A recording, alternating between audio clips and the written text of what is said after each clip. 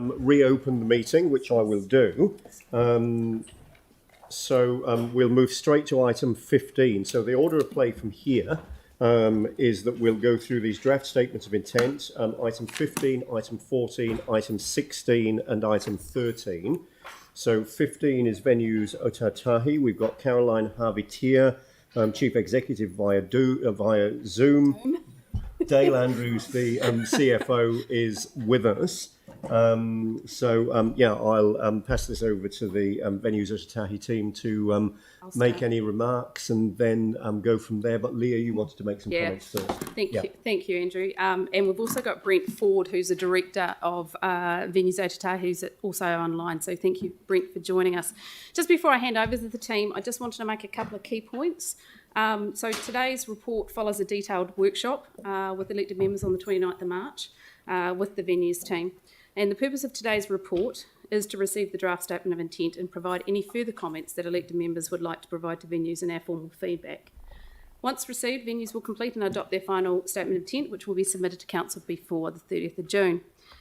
Whilst we will take the paper as read, key feedback to Venues following that workshop were requesting more specific undertakings in regards to the sustainability commitment, working with the wider council family to provide support in developing and implementing a local procurement strategy, considering ways to activate the town hall outside of event days, and amending the community discount performance target in final statement of intent to clarify the number of events provided at discounted rates, reflecting the commitment to community access. Inclusion of an additional performance target to also demonstrate community support provided through the Ōtautahi Collective, and working closely with council staff on providing ongoing clarity on prioritisation and reporting of council funding support, communications, stakeholder engagement and options for acquisition of te kaha. On that note, I'm going to pass over to Caroline. Are you fronting this? Yeah, absolutely. Yeah. Thanks, Leah. That's a really comprehensive introduction, and thanks so much for your time today.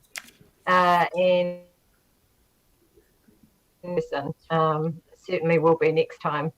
Look, thanks again for the time at the workshop. It's always a really valuable process, and we've taken on board a lot of the commentary and feedback into what will be our final SOI, and when we represent that shortly. But just to reiterate a couple of the points in our SOI, look, it's an evolution of our document over the last couple of years, and it reflects our engagement and aspirations for te kaha, for sustainability, for deepening our relationship with Christchurch NZ and the Christchurch Symphony Orchestra.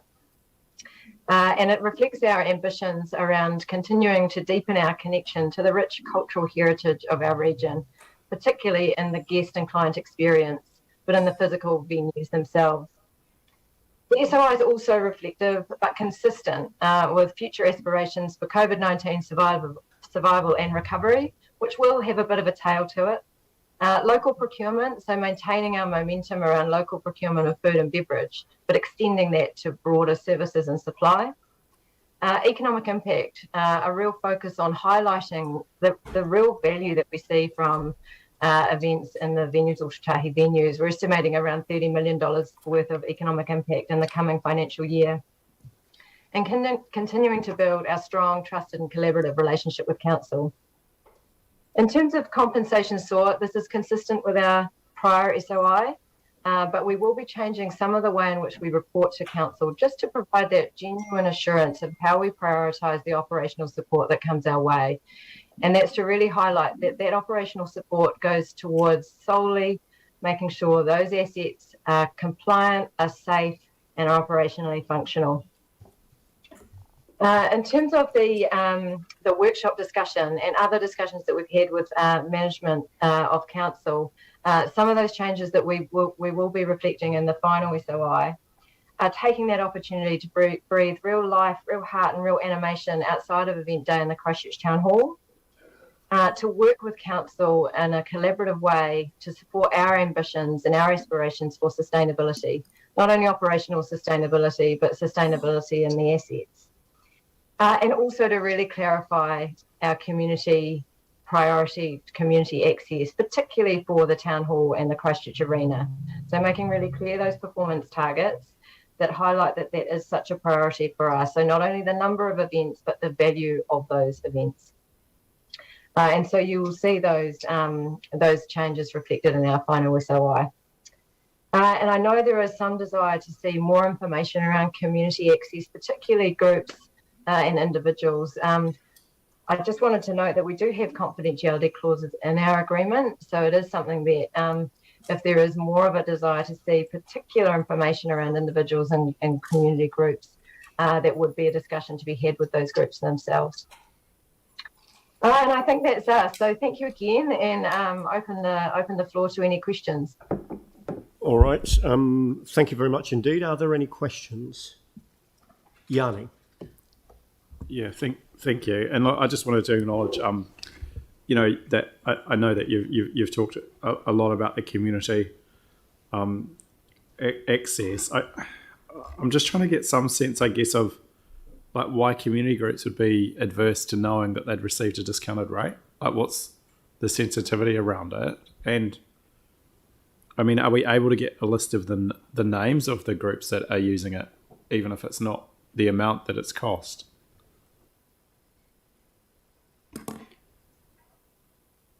Carolyn's still on. Carolyn, are you there still, or have you dropped off? Just Caroline is. Look, I think it's just important to note that there are agreements that are in place. Now, we will work with seeing what we can provide in more detail, but there are agreements that are in place for the hire of the venues, right. And so we need to obviously consider that.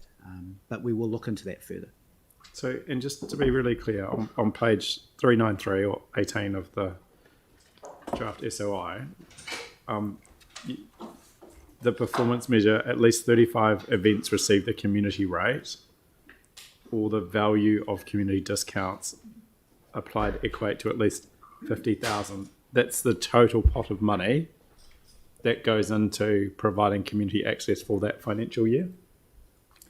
Look, that's right. As far as the number of community groups that we are targeting, as far as that performance measure. So and the value assigned to that. It just doesn't seem, I mean, I don't know what the cost is to hire the town hall, but from previous experience with community groups that have approached me, and this was pre-earthquake, you wouldn't get much change out of $10,000 to $20,000. So 50,000 doesn't seem very much. I just wondered how we benchmark, if we've benchmarked that against other places around New Zealand, if we've got any sort of benchmark around what others do around community access for their local facilities and how it equates. Look, I think what we'll do is we'll provide some further information on that measure. We will look into that further and provide some more detail in our final SOI around that. Yeah. So we take on board the comment that you're making on that. That would be helpful. And just the other thing to feedback, which I know has been raised before, but it was also the cost of catering that was really difficult for a lot of the community groups to afford. And that was one thing when we were going through the town hall redevelopment repair, was something that got raised around reducing that barrier to groups as well. But look, I appreciate the work that you're doing. That's all the questions from me. Thank you. All right, thank you. Are there any further questions? Mike? Thank you. I just note that the SOI is going to exclude comments around living wage and restraint on senior executive rates, REM and board fees. I'm just wondering, that concerns me quite a bit, and I'm just wondering if you reconsider that and actually include it in your SOI. We'll certainly take that into account. As far as living wage is concerned, all employees are paid the living wage, and but we'll certainly take that into account as far as your comments for the final